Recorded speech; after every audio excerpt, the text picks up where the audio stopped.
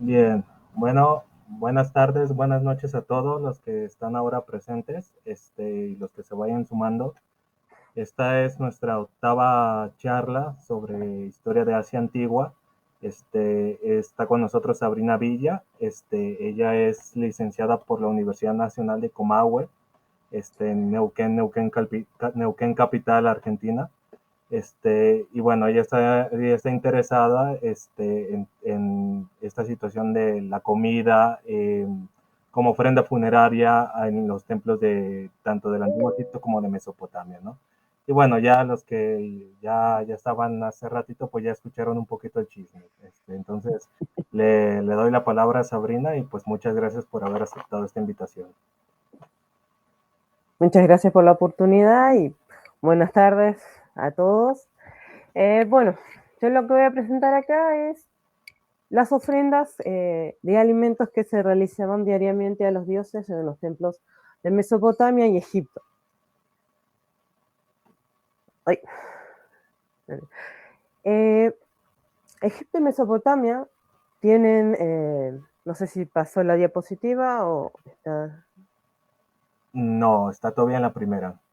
A ver. Con este tenés. Ahí está complicado el. ¿Ya se paralizó? A ver.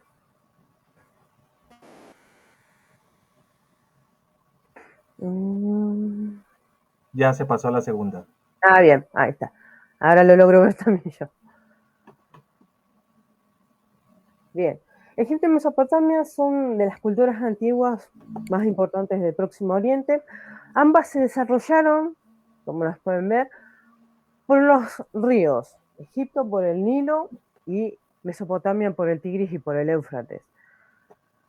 Estos le permitieron no solo, digamos, desarrollarse las culturas, sino también desarrollar su economía y de su economía su alimentación. Que es lo que quiero pasar a otra diapositiva. La alimentación, digamos, su economía, tanto agricultura como ganadera, les permitió también su alimentación. La agricultura, principalmente, ellos eran el cultivo de trigo y cebada, fueron los primeros cultivos que hay en esta zona, y de ellos sale lo que es el pan y la cerveza. El pan y la cerveza van a ser la alimentación básica de todas, digamos, de ambas. En Egipto va a ser los dos alimentos básicos de toda la sociedad y también lo van a hacer en Mesopotamia. La importancia de esto es porque no solo son comida para la gente, sino también van a ser para los dioses. Después va a haber cultivo de verduras, de. No me deja pasar. Disculpen que tengo inconveniente con que pase la diapositiva. Si quieres, Sabrina, quita la pantalla completa y si quieres, recórrela una a una. Ah, bueno, ya te Sí, dejé de compartir a ver si me dejaba. Si me deja de. A ver. Ahí está. Va queriendo. Bien, como les decía, la agricultura tenemos principalmente el cultivo de cebada, de trigo, de ahí sale lo que es el pan y la cerveza, que lo vamos a ver presente en las dos culturas como alimentos básicos, verduras, legumbres, frutas, que eran lo que consumían. En cuanto a ganadería, tenían cría de ganado vacuno. En el caso de Mesopotamia, el ganado vacuno era más utilizado para lo que es el trabajo en el campo y para las ofrendas en el templo, no era tan consumido por la sociedad. Y en el caso de la egipcia, el ganado vacuno era más también para las ofrendas, pero también para la élite. No era una comida, digamos, común para todo el mundo. Después el ganado ovino, caprino, que eso era también muy utilizado para las ofrendas. El cerdo es más un alimento común, era bastante común en Mesopotamia y en Egipto era más para las clases más del sectores más bajos. Después aves, que va desde gansos, patos y pescados, que era algo que se podía aprovechar gracias a que, digamos, estaban en un contexto de ríos, entonces hay una gran variedad de peces que que podían conseguir para su alimentación. Y en el caso de las ofrendas no aparecen tanto los pescados, son uno de los son algo que no aparece en ofrendas, sea ofrendas para los dioses, sea ofrenda para los muertos, no suele aparecer el pescado. Sí era normal en la alimentación, pero no eran, digamos, para ofrendas. Esta parte es importante en cuanto a su alimentación porque también es entender que esto era lo que consumía la gente, obviamente siempre va a variar una cuestión sociocultural, es decir, depende de los recursos que vos tengas, de tus recursos económicos, de tu posición social, va a ser qué vas a poder comer y qué no vas a poder comer. Como les decía el ejemplo de los egipcios, el ganado vacuno, lo que era la carne de res, el vino, por ejemplo, los dulces, no estaban al alcance de todo el mundo, sino solamente la élite.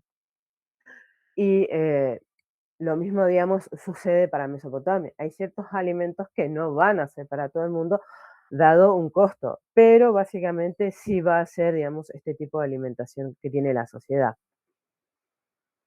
Y vuelvo al mismo problema. Acá está. En cuanto a su política, ellos tenían reyes. Los reyes, acá hay una diferencia entre Egipto y Mesopotamia, dado que el rey para Egipto era el representante, digamos, era, disculpa, era el dios viviente en la tierra. Era la reencarnación, en principio, de Horus. Durante la vida era la reencarnación de Horus y en la muerte era la representación de el dios Osiris. Entonces Egipto tenía a un dios viviente en la tierra que estaba encargado de mantener el orden, de mantener la mar. Y eso le daba, digamos, una estabilidad, aparte de que su posición geográfica era mucho mejor que la que tenía Mesopotamia. Sí, no está pasando de vuelta a las diapositivas. Me pasa a mí, pero no pasa en el general.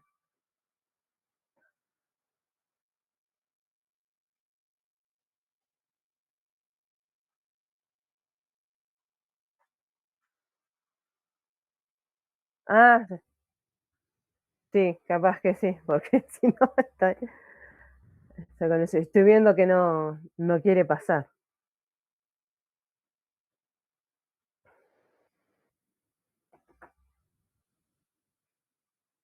¿Eh?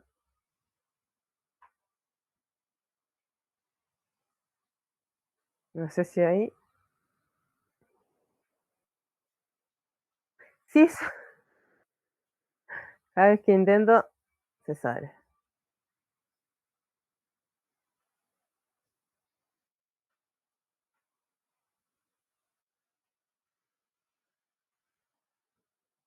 Sí. Ah, ventana estaba compartiendo. Ah,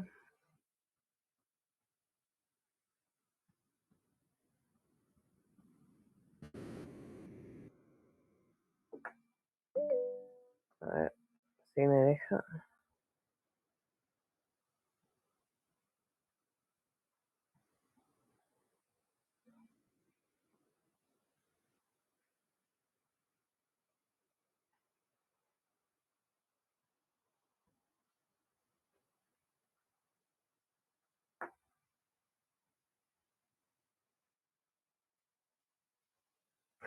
Sí, sí, sí, sí. Que intenté hacer algo y terminó yéndose para otra cosa. Me disculpo que problemas para compartir.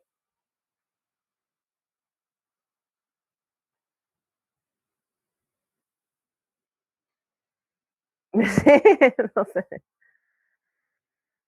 no me deja. A ver,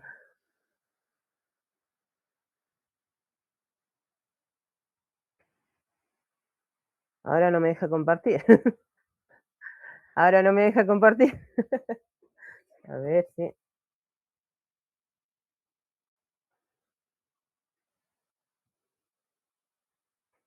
Sí, sí.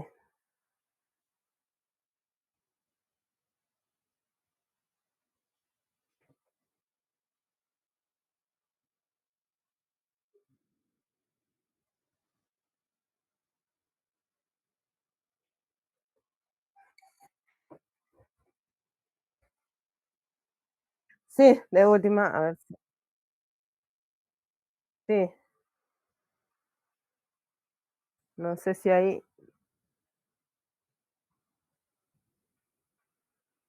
no sé si ahí se ve algo. No, intenté compartir, pero no se logra ver.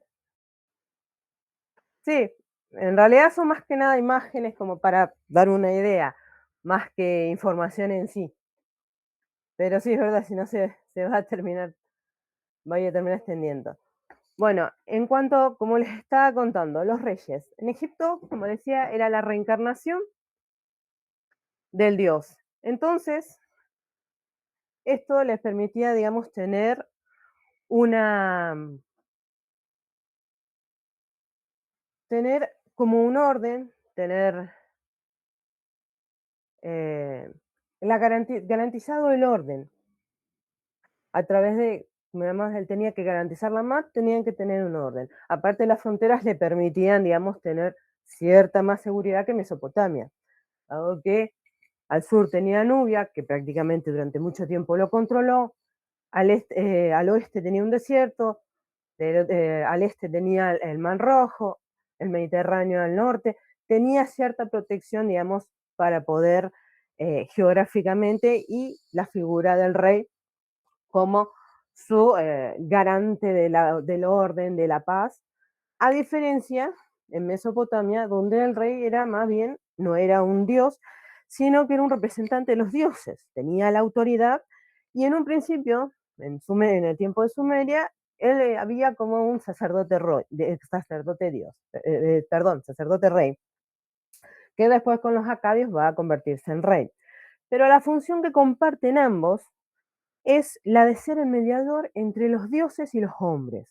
Ellos tenían que garantizar la paz, por lo cual también ellos eran los encargados de hacer los cultos y todos los ritos. Toda la liturgia religiosa en realidad recaía sobre ellos, pero como no podían estar en todas partes al mismo tiempo, esa función se la delegaban a los sacerdotes y solamente participaban en las festividades importantes. El resto de los cultos diarios los realizaban los sacerdotes. Los sacerdotes tenemos una variedad amplia de rangos, tanto en una cultura como en la otra hay bastante variedad de rangos. En Egipto empezaron a tener más un rango firme, digamos, un trabajo firme a partir del Reino Nuevo, donde están las construcciones de los templos más grandes. Pero ellos, digamos, eran quienes se encargaban de venerar las imágenes de los dioses todos los días, a diferencia de los reyes, que sí en cuestiones de iconografía siempre vamos a encontrar eh, en los muros de los templos, vamos a encontrar que es el dios el que está representado. Digamos, es los dioses y el rey quien hace las libaciones, quien hace las ofrendas, siempre es el rey en la cuestión de mostrar quién era quien hacía las ofrendas, pero en la realidad era otra cosa. En la realidad, en la práctica sí o sí necesitaban de los sacerdotes. Tenemos que las ambas culturas tienen panteones muy grandes, creían en muchos dioses, pero a la vez los dioses, digamos, cada ciudad tenía sus dioses patronos. Ka para Memphis, Horus para Hieracómpolis, Amón en Tebas, Osiris en Abidos, en el caso de Mesopotamia, An para Uruk, Enlil para Nippur, Enki para Eridu, Nana para Ur y Utu para Larsa. Habían dioses mayores y dioses menores, y en sus distintos momentos vamos a ver que hay más culto hacia un dios, digamos. En el Reino Nuevo es más característico el culto de Amon-Ra, o en el periodo Amarna, donde fue un periodo muy breve, pero eh, fue un culto específicamente a al dios Atón. Es decir, los dioses están vistos no como seres abstractos, sino que en ambas culturas se los veía como que ellos necesitaban comida, bebida, ropa, cuidados, es decir, que eso todo se realizaba a través del culto diario. En el caso de Mesopotamia, tenemos varios mitos donde nos explican la creación del hombre específicamente para que se dedicara a específicamente a alimentar y cuidar a los dioses. Primero le tocaba a los dioses menores, hasta que después crearon al hombre, que hay varias tradiciones, de tradición sumeria, hay textos, después en Eruma Elish, que está ahí la cita, que fueron creados, digamos, la razón por la que fue creado el hombre y cuál fue su función. En el caso egipcio tenemos varias cosmogonías, pero no hay una función específicamente que diga fueron creados para algo. En ese caso hay una diferencia. Los, desde los sumerios hay una razón de la creación del hombre. En Egipto no hay específicamente, por lo menos no encontré, que diga específicamente fue creado para esto. En cuanto a los templos, el templo es la casa de los dioses. Sus imágenes están allí y son los que los representan en la tierra y son los que a través de ellos van a recibir, digamos, todos los cuidados, las ofrendas. Eh, lo que cuentan es con que en ambos casos, tanto en Mesopotamia como en Egipto, los templos cuentan con bastantes extensiones de tierra para la producción, para los cultivos y ganado, que son con los que van a solventar el culto diario y mantener todo el personal, porque en el templo no solamente estaban los sacerdotes, estaban los escribas, después tenías campesinos, pastores, cocineros, cerveceros que se encargaban, tenías artesanos, que son los que se encargaban de hacer las ropas, la joyería. Hay todo un personal que se dedica al culto permanente, sea cultivar las tierras, después esos productos, eh, los carniceros que sacrificaban a los animales para la carne que se iba a cocinar, todos los cocineros, hay todo un universo de un personal para poder llevar adelante diariamente eh, esos cultos. Que su pago en parte era, digamos, parte de tierras que podían producir eran parte de su pago. Pero, digamos, con las raciones se iban pagando también todo ese inmenso personal que tenían, dado que estamos hablando de pequeños templos a templos mucho más grandes, como por ejemplo el de Karnak, que era Karnak y Luxor era uno de los templos más grandes durante el Reino Nuevo, y los figuraban en el caso como el de Ur, en los casos de Mesopotamia, que son los ejemplos más grandes de templos y digamos, ellos requerían muchísimo personal para poder mantener los cultos. Y desde ahí hasta pequeños templos que iba bajando la cantidad de personal y las tierras. Pero siempre contaron cada templo, sea para los dioses, o como por ejemplo en el caso de los egipcios, que habían templos para eh, seguir el culto de un rey difunto, siempre contaban con tierras y ganado para poder llevar adelante. Además de recibir ofrendas por parte del Estado. El faraón también, los reyes, perdón, también realizaban ofrendas, específicamente se le entregaba cierta cantidad de ganado, cierta cantidad de incienso, que era algo que se empleaba mucho, a los templos para su culto diario o así para festividades. También para las festividades, ahí también se hacían muchas ofrendas, por lo cual recibieron muchas donaciones eh, permanentemente, o sea, tenías todo un núcleo, digamos, económico, que eso es lo que también vamos a ver en Sumeria, que en un principio el templo y el palacio eran los dos centros económicos, los dos centros donde dominaban la economía. Después se fue separando. En el caso de los sacerdotes tenemos bastante, digamos, hay bastantes rangos diferentes, diferentes ocupaciones, pero justamente el que tenía que encargarse, digamos, de los cultos específicamente, por ejemplo, en Egipto no podían usar otra tela que no sea lino. Estaba prohibido vestir con algo de origen animal, como la lana. Eso estaba bastante prohibido. Igual que tenían ciertas restricciones en los alimentos. El pescado era, en cuanto a las restricciones hay que hacer una aclaración también. Son según los autores clásicos, Heródoto, Plutarco, que nos dicen que no podían comer pescado, porque estaba asociado al culto de Osiris, no podían comer cerdo, porque estaba asociado a Set, no podían comer cebolla, que odiaban la haba, entonces hay ciertas restricciones que nos dicen, pero hay que tener en cuenta que las restricciones de alimento fueron hechas por, nos las describen los autores clásicos y que ellos tienen una visión del Egipto, pero ya no tanto el Egipto dinástico. En el tiempo que escribe Heródoto, por ejemplo, Egipto estaba bajo el dominio persa. Entonces ese periodo más de egipcio, faraónico, su periodo faraónico, no estaba en el momento, digamos, ya se había basado mucho tiempo ya de ese esplendor cuando escribieron los autores clásicos y son quienes nos hablan de las previsiones. Realmente no sabemos eh, si tuvieron esas previsiones, pero sí el lino era un material que eh, se usaba constantemente en la ropa y sí que sí las previsiones con respecto a la lana y eso, por una cuestión de, también hay que relacionarlo con, no era algo muy sagrado y a la vez eh, también depende que los dioses tenían mucha relación con los animales, muchos de ellos estaban representados con forma de animal, entonces también había cierto respeto a esas cuestiones. Los cultos diarios, acá vamos a tener la cuestión de que en Egipto se realizaban 3 veces al día que coincidían exactamente con las comidas, a la mañana, al mediodía y al atardecer casi a la noche. Y en Mesopotamia, sin embargo, nos plantea que hay 2, a la mañana y a la tarde se realizaban nada más las 2 ceremonias. En cuanto a cómo era cada una, digamos, Egipto conocemos cómo era, digamos, todo el culto diario gracias al a papiros que son biografía de los diferentes sacerdotes, donde nos dicen cómo era la liturgia. El papiro Berlín 3055 es uno de los más enteros que hay porque está registrado toda la liturgia, todas las acciones, todo cómo era el servicio de las ofrendas diarias al dios Amón. Entonces ahí se escribe perfectamente qué iban haciendo en cada momento.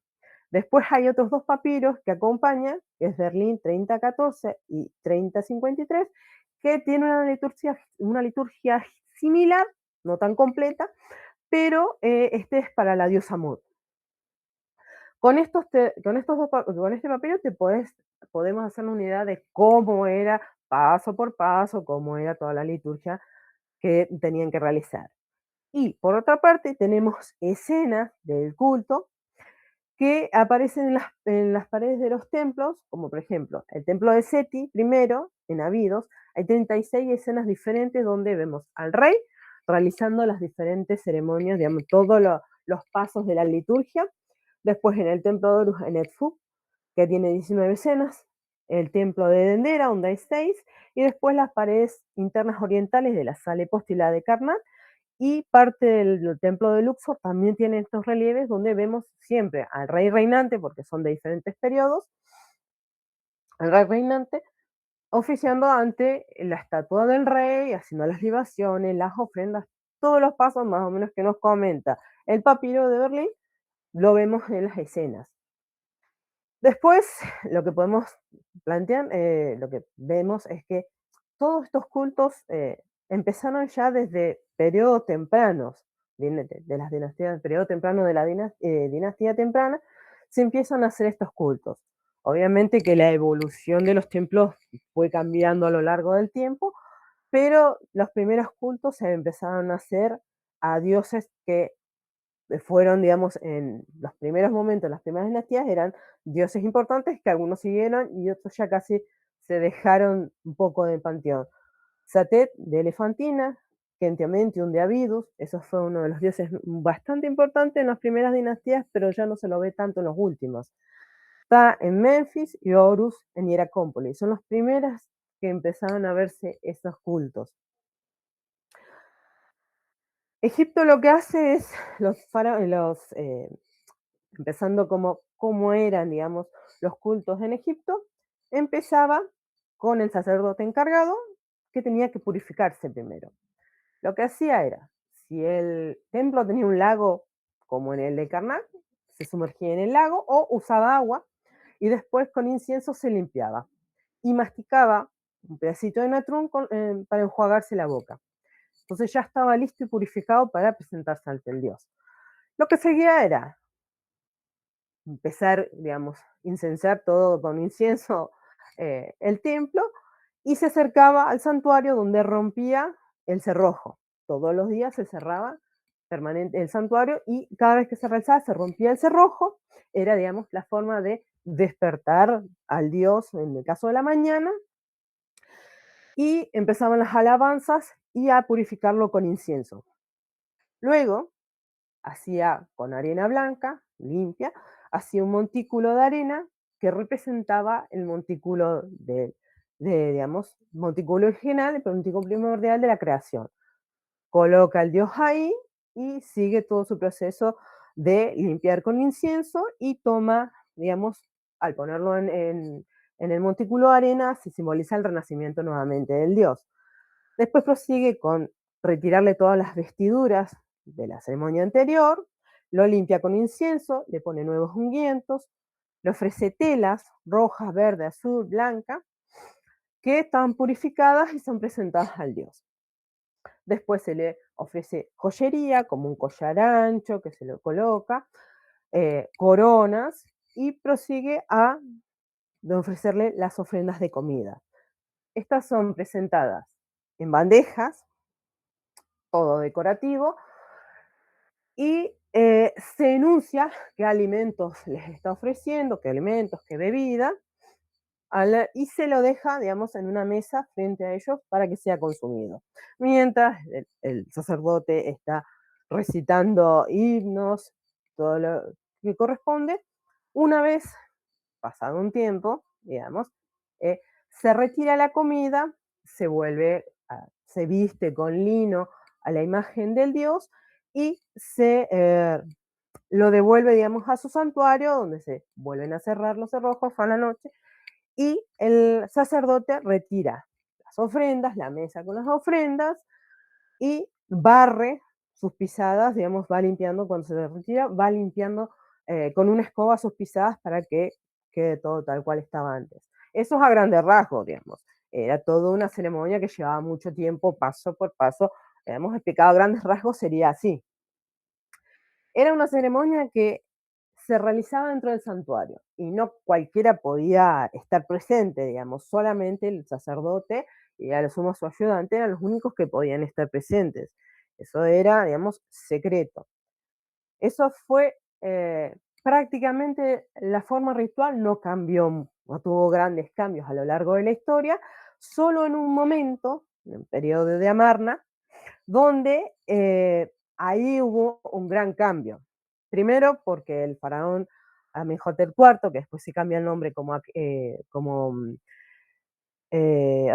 Akenatón, perdón, como Akenatón, no solo se cambia su nombre, cambia todo la ritualidad, cambia, digamos, el culto, porque pasamos de creer en muchos dioses a tener un solo dios, Atón, y principalmente él ataca al culto de Amón y a todo el clero de Amón, y lo que hace es que pasamos de ese culto que se realiza en el santuario solamente por el sacerdote a realizarlo, a Amón se realizaba el culto, pero en patios abiertos, a la vista de todo el mundo.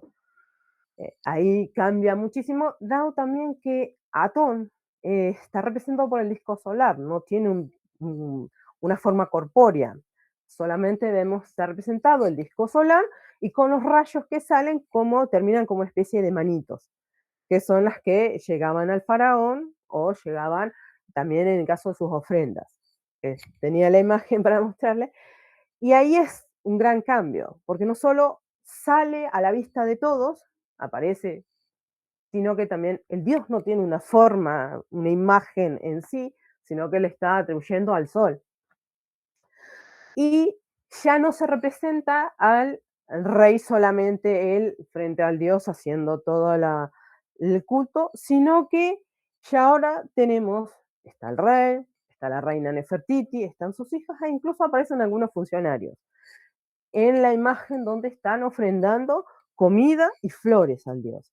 Entonces ese fue un gran cambio, pero fue, digamos, solamente en el periodo de Amarna, esa representación, porque ya después su sucesor, Tutankamón, vuelve, digamos, a todo el culto nuevamente y se vuelve a la misma forma de llevar adelante el culto dentro del santuario por los sacerdotes, nuevamente ellos vuelven a tener su protagonismo. Pero es ahí como el periodo donde uno puede decir, hay un cambio bastante drástico en la forma, en el lugar y en la representación que nos queda del culto diario.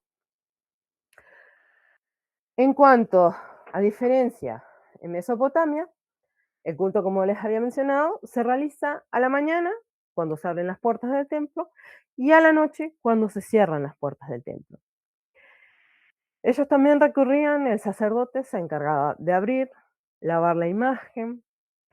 Lo que a diferencia es que se colocaba una fuente de agua, como para que se limpiara las manos, para poder, digamos, comer y beber. Y a ellos se los aislaba con una cortina, se les daba como una privacidad diferente para que pudieran consumir ese alimento. Obviamente que en los dos casos estamos hablando de un consumo simbólico. Digamos, ellos le sacaban los nutrientes, pero simbólicamente, en ese caso. También se realizan libaciones, cantos y invocaciones, y mientras comía había música y se quemaban hierbas aromáticas durante el proceso que la imagen estaba consumiendo los alimentos y luego se retiraba a la mesa. Hay en un fragmento de una cosmogonía de los sacerdotes de Calú donde podemos ver que más o menos se relaciona un parecido, digamos, a este tipo de, cómo era el culto, cómo era, digamos, el ritual, a cómo nos menciona también cómo era ese ritual que realizaban los sacerdotes. Entonces, con un poco de fuentes podemos ir también sacando cómo era. Pero en cuanto a diferencia, veo que hay más como una privacidad para los dioses mesopotámicos que en el caso del egipcio. Pero en ambos también, como decía, es una alimentación simbólica, porque estos alimentos, una vez retirados, acá estaban en perfectas condiciones y eran comidas propias de lo que podía comer un rey. Así que, en el caso de Egipto, se sabía que eran consumidos, digamos, una vez que se retiraban esos alimentos, eran consumidos por los sacerdotes y el personal que estaba ahí, los que estuvieron preparando la comida, digamos, ellos también consumían. Ese era parte de su pago también. Las raciones diarias de las ofrendas, las 3 veces al día, eran lo que ellos también consumían. En ese caso tenemos un ejemplo de Heródoto que él nos decía, tenían muchos privilegios los sacerdotes, pero casi no gastaban su sueldo porque comían permanentemente abundantes raciones de buey, de ganso y tomaban vino porque obviamente eran las ofrendas de los dioses, pasaban a ellos quienes los consumían. En el caso de Mesopotamia, no hay un consenso en sí. Hay partes que dicen, hay partes que dicen que era enviado al palacio para el rey y para su familia, otros para los sacerdotes, entonces no hay un consenso, pero que sí era consumido y era una comida de bastante prestigio por esa cuestión de que era un alimento similar a lo que iba a comer un rey. Y partiendo, ¿qué eran esas comidas que se presentaban? Va variando. En el caso de los egipcios y los musulmanes sí tienen los mismos alimentos. El pan principalmente era uno de los alimentos, pan, pasteles, verduras, figuran en muchas ofrendas cebollas. Carnes, ahí está. La bovina principalmente era la preferida, la ovina, la caprina y hay veces que animales de caza como la gacela aparecen entre las ofrendas. Y después va variando vino, cerveza, agua. En el caso de Mesopotamia también va a aparecer frutas como higo, los dátiles también eran parte de las ofrendas, leche, eso va variando en algunos de otros dependiendo obviamente de su alimentación. Pero básicamente siempre vamos a encontrar pan, cerveza, algunas verduras, algunas frutas y carne siempre las que serían de la élite. Lo que es bovino, caprino, ovino. Y como les decía, pescado no aparece para nada como ofrenda y los cerdos tampoco aparecen, aunque hay algunos casos en Egipto de descripciones donde sí, en alguna festividad se hacían carne de cerdo, se ofrecía. Pero por lo general no era muy empleado, era más para el consumo de la gente, no tanto de los dioses. Y el vino, que era siempre más ligado a la élite, la cerveza, agua, y en el caso de la cerveza tiene bastante relevancia para las ofrendas de los dioses en Mesopotamia. En varios textos mesopotámicos podemos encontrar que los dioses mencionan la cerveza eh, como una bebida que consumían. Entonces, ese sí es algo que se puede considerar una de las bebidas importantes más que nada en Mesopotamia. En Egipto era una bebida común de la sociedad, pero era el vino como más exclusivo para las ofrendas. En el caso de Mesopotamia, la cerveza tenía mucha relevancia eh, como algo que consumían los dioses. Hay en varios mitos donde es mencionada como una bebida que consumían los dioses.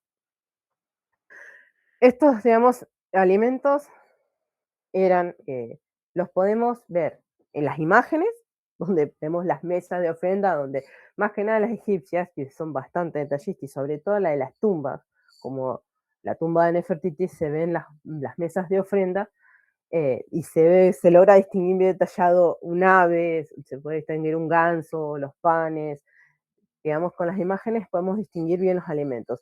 Y las otras fuentes que nos permiten es, como les decía, los mitos sumerios y acadios hacen bastante menciones a que comían los dioses, como decía la cerveza, y en el caso de los egipcios también los corpus religiosos, digamos, como por ejemplo el texto de las pirámides, el libro de los muertos, también nos permiten tener una idea de qué alimentos consumían los dioses, porque si bien hacen referencia a las ofrendas eh, para los muertos, para el difunto, eh, tenemos que saber que el difunto quería comer lo mismo que los dioses.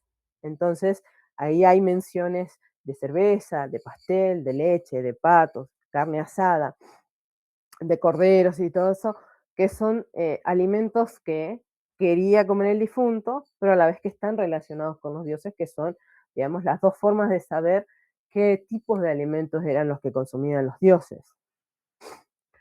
De este modo, vamos a tener que hacer los brevedad que me faltaban las imágenes, podemos, digamos, hacernos una idea de cómo era la alimentación, digamos, la importancia de los alimentos para el culto diario de los dioses, porque eh, estos dioses necesitaban, tanto Mesopotamia como Egipto, necesitaban ser cuidados y alimentados.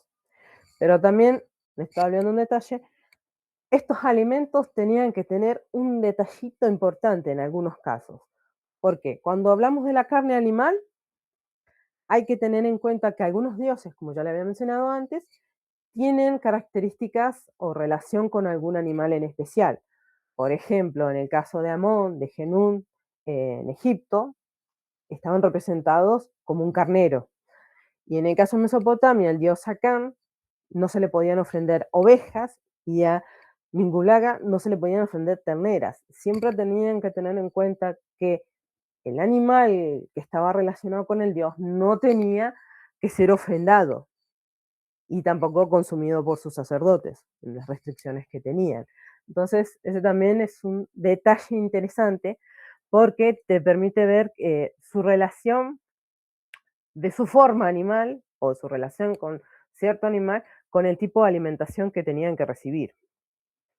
Por lo cual, digamos, a modo, digamos, de conclusión, cada templo en sus distintos lugares, sea más el más grande, sea más chico, tenían que realizar su culto diario todos los días, por lo cual ellos contaban con tierras, con ganado, con donaciones, para mantener toda esa liturgia, todos los rituales y todo el personal. Y la razón es básicamente que los dioses, al igual que los hombres, necesitaban de esos cuidados, de las comidas, de esas bebidas, de vestirse. En la teoría siempre era el rey quien lo hacía, en la teoría y en la parte, digamos, de representaciones artísticas siempre aparece el rey, mientras que en la realidad terminan siendo los sacerdotes quienes diariamente tenían que hacer todo. Y estos alimentos, como les decía, eran los mismos que los que consumía un rey. Era todo lo que podía consumir la élite. Cada templo contaba con sus recursos para poder llevar adelante, porque era el culto diario y después las festividades también tenían que realizar y era mucho más grande la cantidad de ofrendas. Y por otra parte, fuentes artísticas y literarias, o sea, fuentes artísticas, como les mencionaba, las representaciones en los muros de los templos, incluso más que nada en el caso egipcio, tenemos los templos, tenemos en las tumbas muchas veces gente que no era, digamos, funcionarios, que no eran el rey, pero sí se solían dibujar en las paredes o en estelas, se solían dibujar ofrendándole a tal dios eh, frente a una mesa de ofrendas. O sea, como les mencionaba, una de las mejores representaciones, porque por su conservación, es la tumba de Nefertiti, la esposa de Ramsés II, donde aparece ella, específicamente ella, frente a los dioses, ofrendándole una mesa de alimentos. Entonces, tenemos esas fuentes artísticas que nos permiten conocer esos alimentos, como les había dicho, y también cómo es todo el proceso. El templo de Seti prácticamente paso a paso nos va mostrando los diferentes momentos realizados supuestamente por Seti a Osiris, y hay otra parte que se las realiza a Horus, pero nos permite ver escena por escena cómo era todo ese proceso de culto. Y las informaciones literarias, digamos, las fuentes literarias que nos permiten conocer qué alimentos eran los que podían consumir los dioses, o como las biografías, como las de los papiros de Berlín, donde los sacerdotes describen exactamente cómo era su trabajo, punto por punto, qué era todo lo que hacían ante el culto diario, digamos, cómo era toda la liturgia que tenían que realizar día a día, y eso nos permite tener también una idea de primera mano de cómo era el proceso, así como, le decía, los mitos, tanto sumerios como acadios, donde podemos ver, y que me parece muy interesante porque vemos a los dioses, digamos, en su vida cotidiana, digamos, qué hacían, si viajaban, dónde iban, qué hacían, con quién se enfrentaban, que pareciera que no difieren mucho de lo que hacían las personas, de que lo que hacen los humanos, y esas pensiones de alimentos, o sea, cuando va a tal lugar, o qué comió, o qué preparó, esas cosas nos permiten, digamos, hacernos una idea qué alimentos eran los que ellos consumían, y a la vez textos contables que por ahí en este momento no pude mostrar, que, por ejemplo, el papiro Harris de Ramsés III, ahí podemos ver diferentes momentos en las ofrendas que realizaba a diferentes templos, el templo de Tebas, el templo de Memphis, y el tercero me falta, que ahí es donde podemos ver que él enviaba para tal festividad, mandaba tanta cantidad de pan, tanta cantidad de aves, tanta cantidad de ganado, junto a incienso, flores y todo eso, que eran parte de las ofrendas, así como textos donde vemos la preparación de los banquetes en Mesopotamia, como por ejemplo a la diosa Inanna, donde dice tanta cantidad de panes, tanta cantidad de granos, o sea, nos van diciendo lo que se usaba para, por ejemplo, un banquete o para una festividad, diferentes, la cantidad de alimentos que mandaban para ese momento.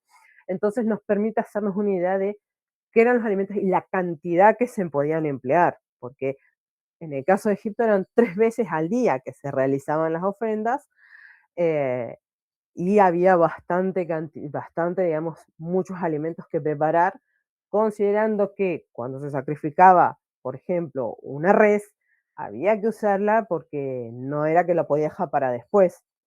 No había muchos métodos de conservación, entonces cada vez que se sacrificaba un animal tenía que ser empleado para esa comida.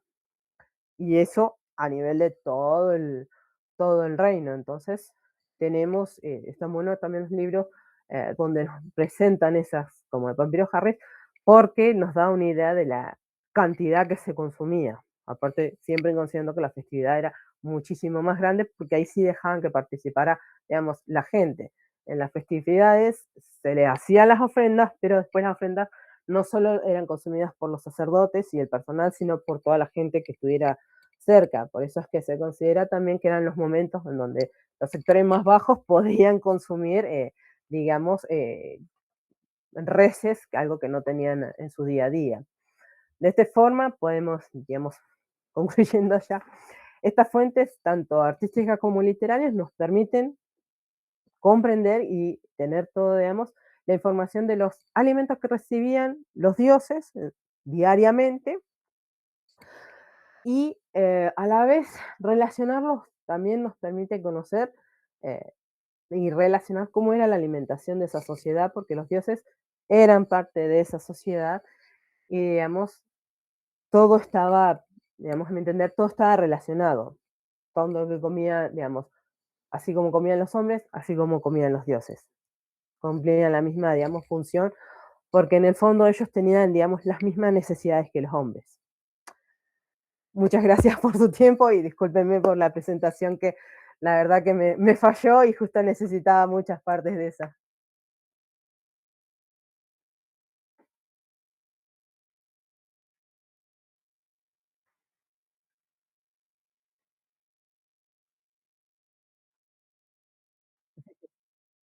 Gracias.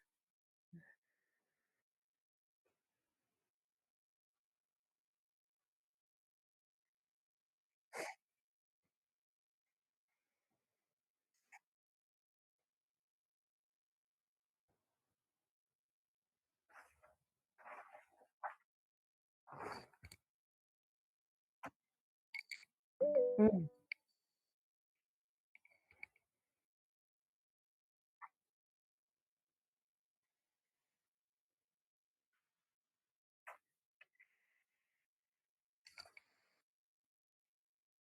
sí.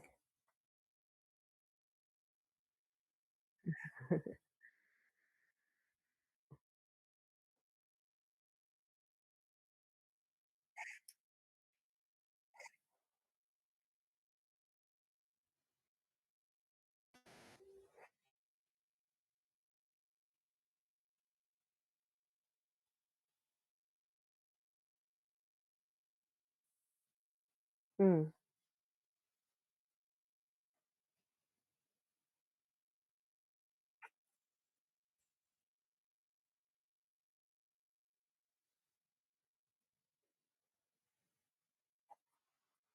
sí.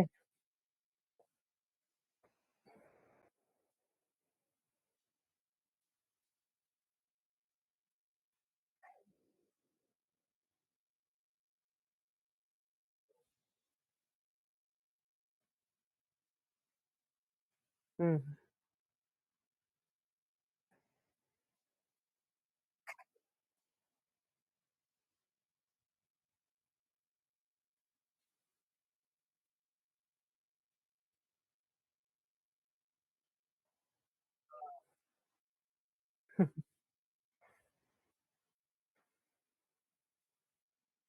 mm,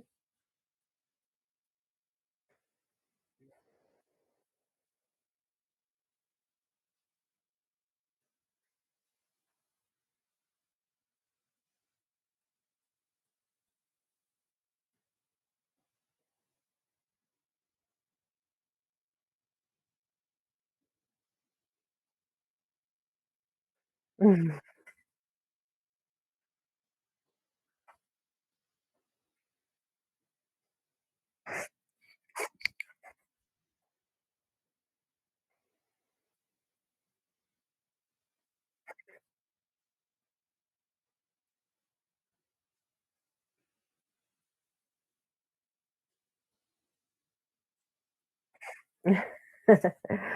No, la verdad es que por lo menos no he encontrado nada que tenga una relación que diga que quería comer tal cosa. Hay que considerar que muchos consideran que los dioses, digamos, estaban en la tierra. Tenemos que, a ver, el mito de Isis y Osiris. Osiris fue el primer gobernante, Horus fue quien le sucedió, digamos, de alguna forma tienen la visión de que estaban en la tierra, o que estuvieron en la tierra, y, digamos, y la imagen es lo que nos representa ahora. No encontré una definición de decir sí, pidió tal comida. Sí, en el caso de las prohibiciones, por la obvia razón de que alguien que está simbolizado, que digamos que está representado por un cordero, si le das una oveja, como que vas a tener cierta cuestión como canibalismo, va a ser medio raro.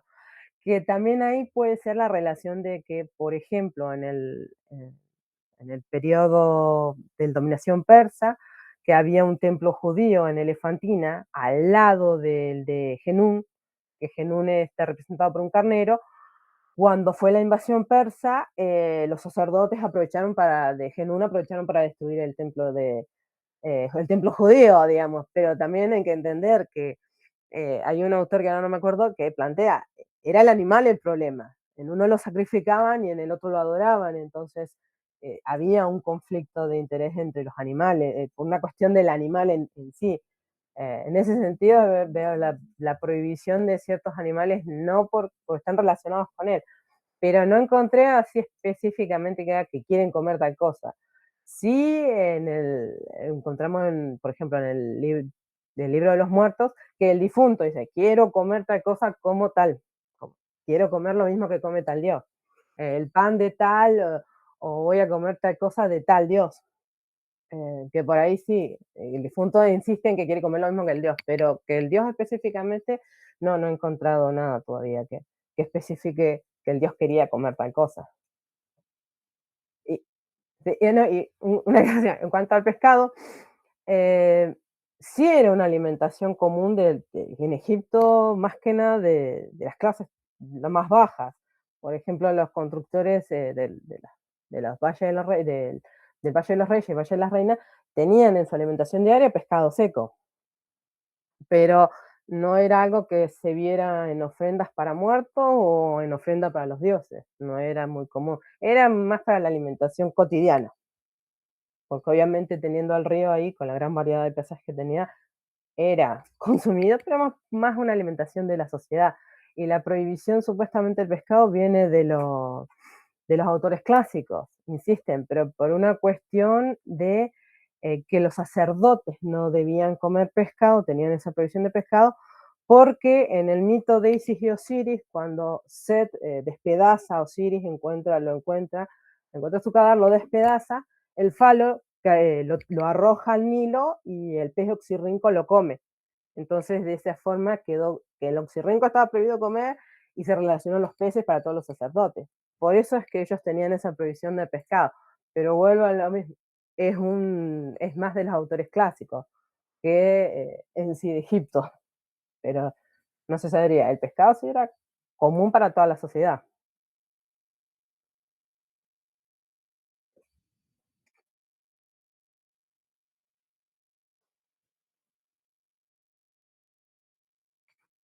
Mm,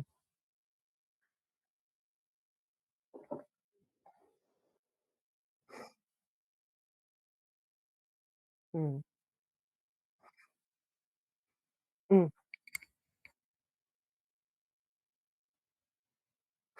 sí,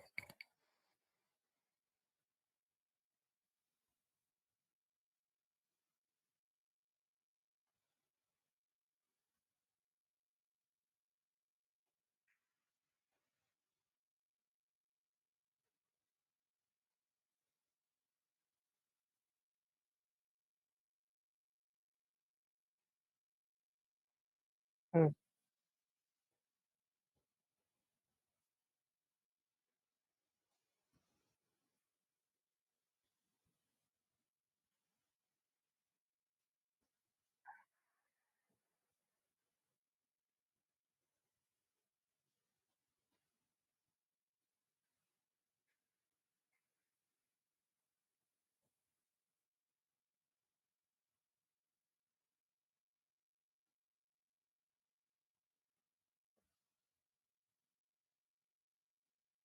Mm.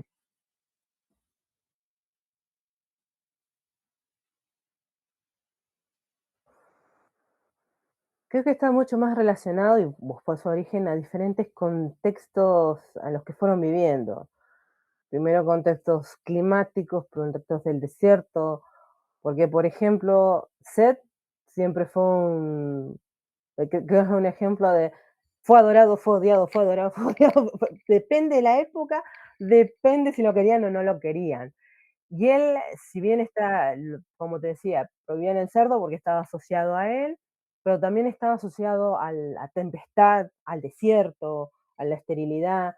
eh, Teníamos dioses relacionados a los ríos, dioses relacionados a la agricultura. Creo que estuvieron siempre más relacionados a lo que necesita, su necesidad día a día. O sea, el dios relacionado al río y deseo venerarlo para que el río venga bien, porque el río podía venir más caudaloso, provocando inundaciones, que el tema de controlar los ríos fue un gran trabajo que tuvieron muchos gobiernos. Eh, el dios de la agricultura, como para justificar, él nos enseñó cómo cultivar, porque la verdad no había un origen de decir en qué momento a alguien se le ocurrió cómo tenía que cultivar. Entonces tenemos al dios que nos enseñó a cultivar, al que hay que adorar para que haya cultivos. El dios que tiene que ver con los vientos, creo que estuvo más relacionado, y por eso, digamos, esa veneración siempre relacionado a algo de su día a día, digamos, a su día a día más, y no todo el mundo adoraba a los mismos dioses. Como te decía, Seth tiene sus momentos de adoración y sus momentos donde era el villano más malo, o en las diferentes patronos de las ciudades. Memphis tuvo a Ptah por muchos años asociado a los artesanos. Osiris siempre estuvo relacionado a la muerte, pero tenía su lugar, digamos, y por mucho tiempo de peregrinación, a Abidos, que era como que ahí estaba su tumba y ahí estaba su peregrinación. Tenemos distintos dioses que eran patronos de las ciudades. Lo mismo sucedió cuando Akenatón impuso a Atón y quiso borrar de la historia a Amón. No hay garantía de que en ese periodo de tiempo todo Egipto adorara a Atón. Solamente, digamos, era Akenatón, su corte, y capaz que le dijo al resto del pueblo, mira, ahora se adora a Atón, pero de ahí a que estaba en Elefantina, que le llegó la noticia mucho tiempo después, haya adorado a Atón, o no hay posibilidad de, no sabemos, y es muy difícil que decir, no, se adoró tal dios o tal dios o tal dios. También por eso es que muchas veces se terminaban fusionando, como fue Amon-Ra o Osiris con otros dioses que se terminaban anexando para, digamos, mejorar, digamos, mantener el culto, pero creo que sí, no hubo una adoración completa en todos los días, no todo el panteón se adoró al mismo tiempo, ni en todo el lugar, y cada lugar tenía su patrón, o personalmente también mucha gente debió tener sus propias creencias. Y para mí estuvieron más relacionados y esa forma viva a su día a día, es decir, al cultivo, a la lluvia, a toda esa cuestión de, para decir, esa relación que tenían ellos con los dioses, y su necesidad de adorarlos, y su necesidad también de tener a esos dioses específicamente para tener una respuesta y tener a quién solicitar que, por ejemplo, ese cultivo se diera y no se perdiera con una sequía, o no se inundara, que viniera más piadoso el río, porque siempre hay dioses relacionados a los ríos, al cultivo. Como te decía, Set representaba ese desierto que significaba para Egipto, fuera de la franja fértil era un desierto. Entonces, creo que tuvieron más su relación por su día a día, fueron creando, digamos, de a poco, y fueron desarrollando esos cultos por la convivencia diaria, me parece a mí. Esa es mi opinión.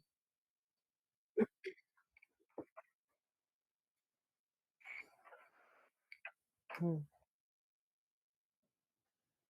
Sí,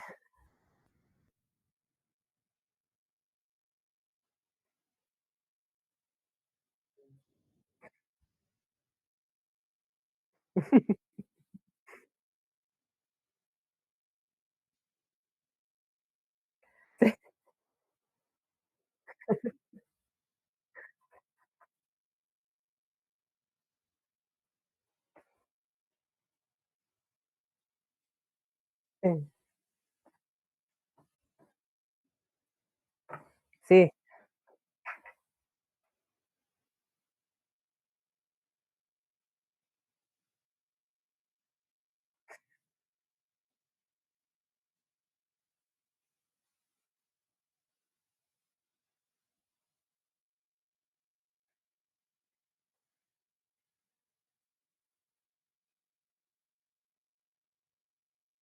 mm,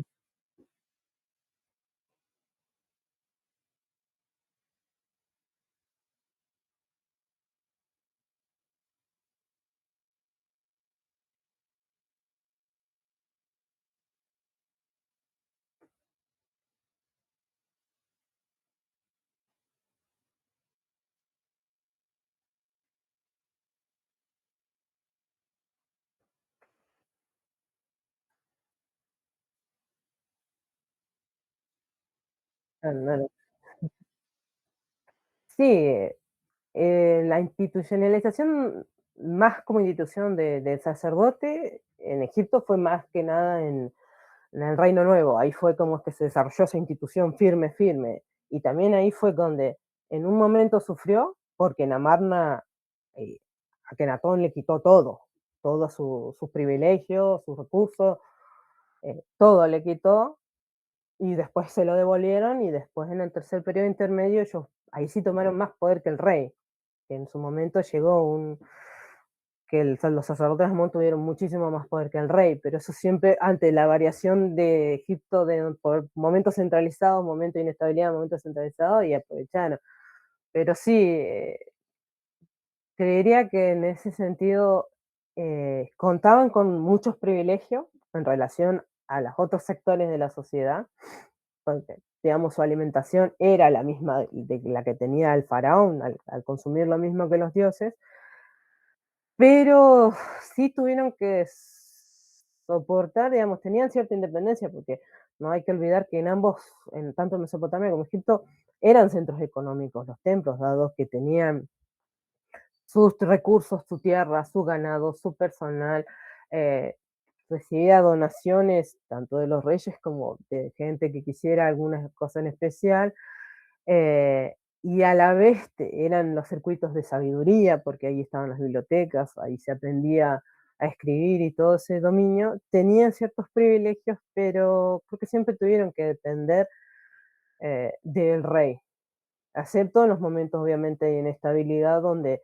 ahí sí, en el caso de Egipto, pudieron hacerse de poder ellos y porque además hay figuras de la nobleza, o sea, hijos y eso, que se van metiendo también en el clero, digamos, en todo el cuerpo del clero, lo que son las divinas adoratrices que empiezan en el Reino Nuevo, son las hijas de él, está relacionado con la familia real, entonces siempre es como que tiene una subordinación a la familia real porque están, digamos, entre ellos están metidos ahí y el faraón siempre, los reyes siempre van a, digamos, ser la figura que en realidad el sumo sacerdote principal en realidad es el rey, pero en la práctica no puede realizar todas sus funciones. No sé si lo enredé.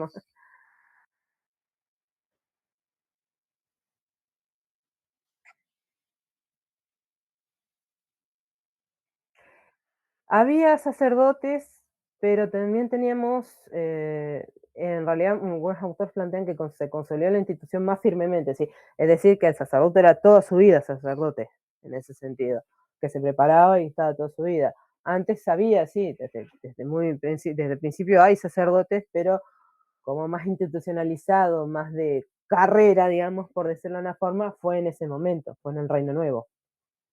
Algunos autores plantean esa cuestión de que más de carrera fue ahí, a partir de ahí. Pero sí tenemos sacerdotes desde el principio y aparte cumplían diferentes funciones. Durante el Reino Nuevo vamos a tener estos templos donde se le genera, donde templos o funcionarios que tenían templo para que les siguieran su culto funerario, que también era lo mismo, hacer las libaciones, alimentarlo.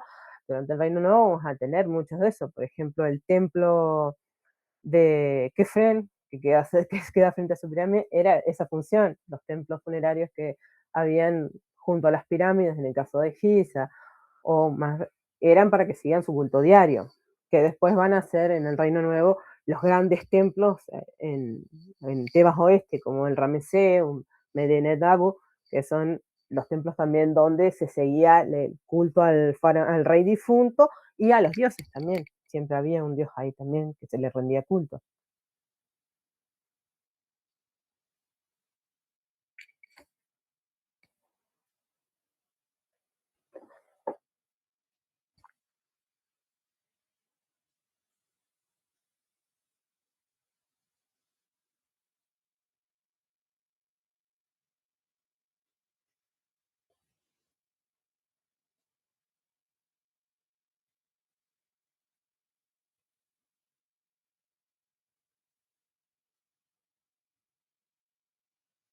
Mm.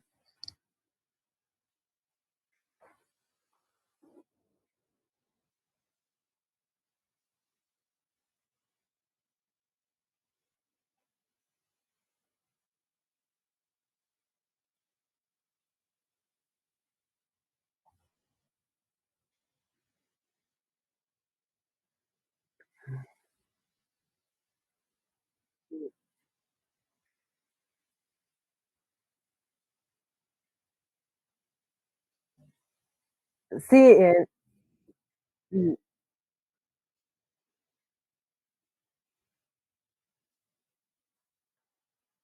sí, sí, sí, en las imágenes aparece la mesa de alimentos y flores.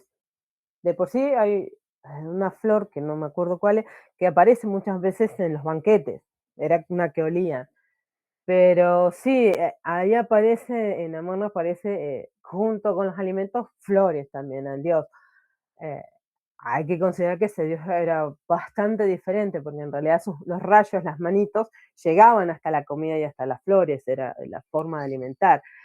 Y supongo que en ese caso, los alimentos, en el caso de Amarna, al estar al rayo del sol, porque era el sol específicamente, a donde se adoraba, no sé si esos alimentos estaban después en condiciones de ser consumidos o no, eh, porque pasaban un periodo de tiempo al rayo del sol y considerando que allá el calor es bastante importante.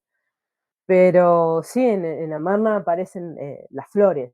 eh, en ese caso, sí, sí, sí, aparece bien representado flores junto a la comida, junto a la misma mesa de comida.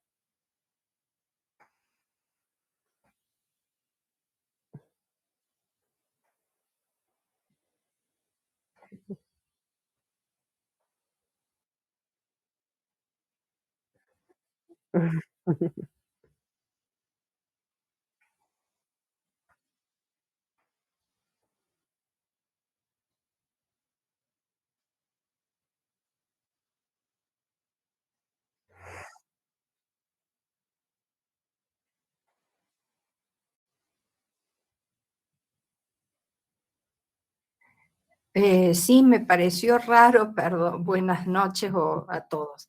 Em, ya que se comían a los animales, me parecía raro lo de la lana. Bueno, también puede ser porque por el clima, pero o no sé si usarían también o no usaban el pelo del animal, por ejemplo.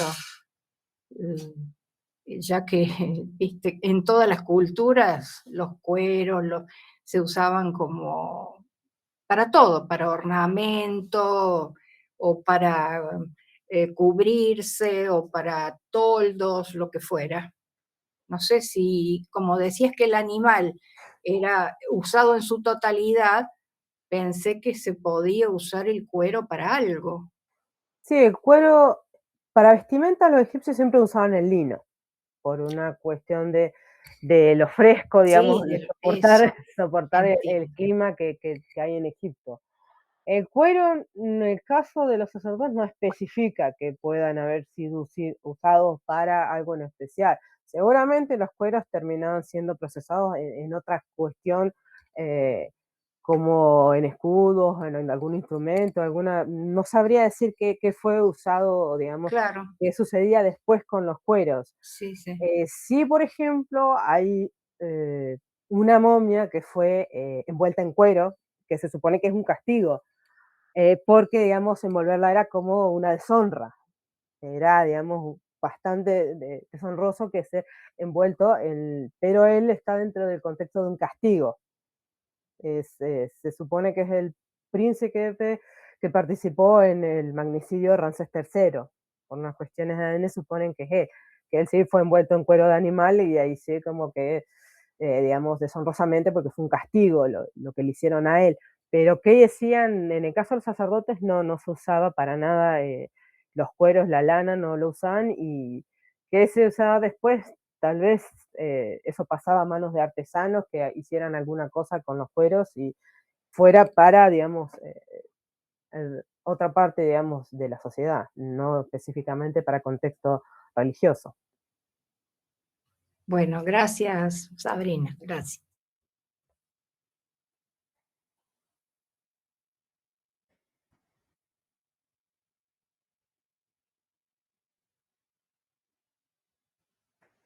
No, la alimentación se mantuvo así como todo el proceso litúrgico se mantuvo casi sin grandes cambios, excepto el periodo de Marna, no hubo cambios tampoco en la alimentación, y que si se relaciona es casi la misma alimentación que tuvo la sociedad. Las sociedades en sí, las dos no tuvieron muchos cambios en los alimentos, más que nada lo que fueron agregando fue aparte de contactos. pero contactos comerciales y eso fueron agregando alguno que otro alimento, alguna otra fruta, algo así, pero no, o animales, pero no hay un cambio así drástico o un cambio significativo. Siempre se conservó más o menos la misma tipo de alimentación.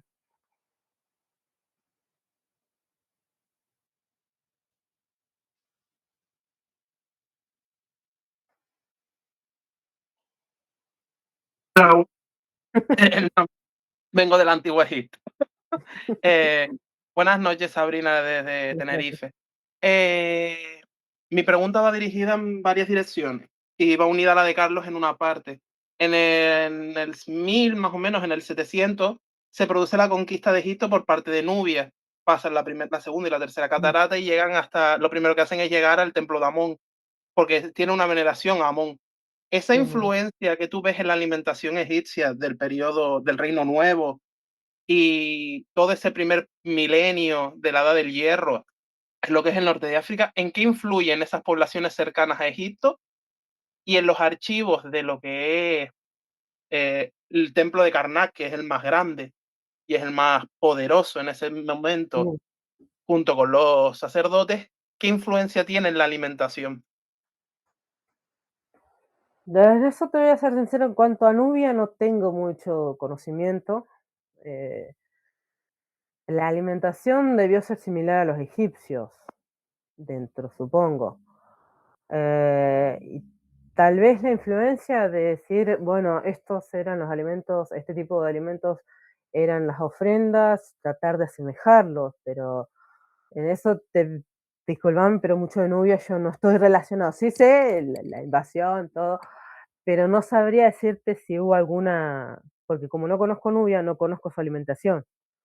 En el caso de las ofrendas y la alimentación de los egipcios, sí puedo encontrarle la relación y encontrarla ahí, pero en el caso de Nubia no sabría, porque desgraciadamente nunca estudié mucho Nubia. Pero sí, sé que había una influencia bastante importante, porque hay un templo de Amón, y que cuando los reyes nubios, cuando el faraón es nubio, sí siguieron bastante la tradición, sobre todo con respecto a Amón. Y sí, en Karnak más o menos están los registros de qué eran las ofrendas, incienso, pan, ciertas verduras, ciertas carnes. Sí hay información en Karnak, pero no sabría en el caso de Nubia. Y después, perdón, y después en la segunda pregunta, o la segunda ronda de preguntas, mejor dicho, vendría por el caso de las mujeres artesanas. Si en esas ofrendas que se encuentran, en la que siempre se representa un estereotipo de varón, mujer, porque el arte egipcio no diferencia mucho a mujer de hombre, en ese caso, si has encontrado alguna evidencia como ocurrió con la tumba TT-209, que se encontró que casi todo su grupo de artesanía vino de manos femeninas. Si sabrías que esa alimentación vendría de algún taller femenino o masculino en ese caso. Lo que pasa es que los alimentos de las ofrendas se hacían en el propio templo, Ujú. se cocinaban en el propio templo. Mucho nombre de personal, no he conseguido nombres de personal, recién estoy empezando a entrar al tema de los templos, pero se cocinaba, digamos, se sacrificaba el animal y todo dentro de los templos. Siempre dentro de los templos era todo el proceso de la preparación de las ofrendas, lo mismo que entre su personal contaban con artesanos que eran los que hacían las ropas que utilizaba, la joyería que utilizaba los dioses, pero o sea, personal femenino debió haber, más cuando después están las, las divinas adoratrices, las cantantes, todo, su participación estuvo, la de mujeres, pero en cuanto a artesanos, cocineras, no sabría decirte si aparecen las mujeres, pero sí que todo el proceso fue ahí dentro, todos los procesos, sobre todo los grandes templos como Karnak, Luxor, todo se desarrollaba ahí específicamente. eh, Creo que hay, que me habían mencionado, que es lo que estaba buscando, hay evidencia del fuego, de las cocinas en el Ramseum, que ahí tiene, pero eso se preparaba todo ahí en el mismo templo. Y por ahí, más que las biografías, tenemos el nombre del del sacerdote que se encargaba de hacer las ofrendas, ahí sí ponía, como es su biografía, ponía su nombre, pero no tenemos, no tengo así una específicamente el personal, que era bastante grande y que debió ser bastante variado, porque necesitaban de todo un poco distintas funciones, pero no tengo específicamente de una mujer. Vale, muchas gracias.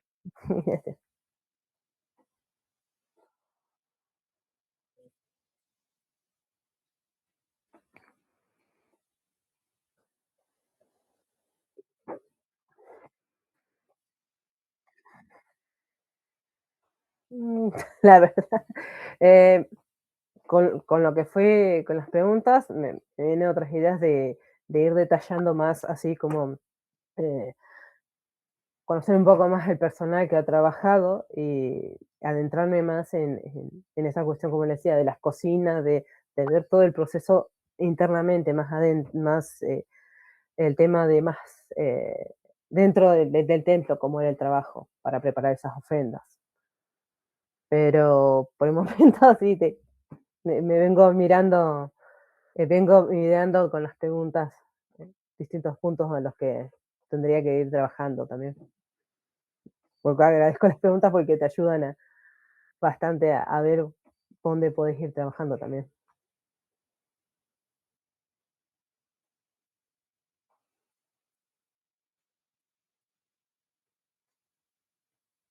Mm,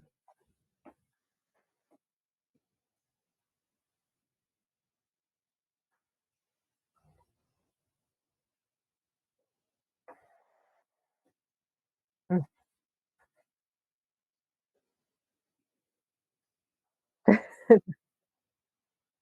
eh, eh,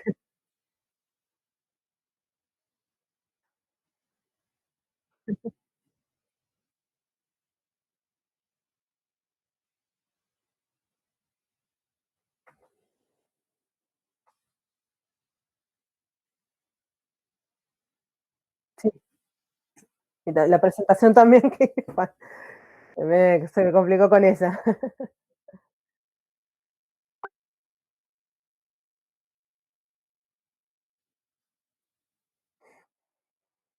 Ujú,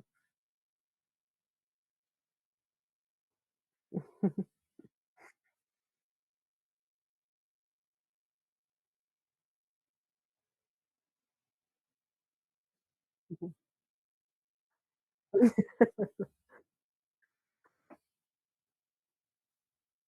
Gracias. Hasta luego.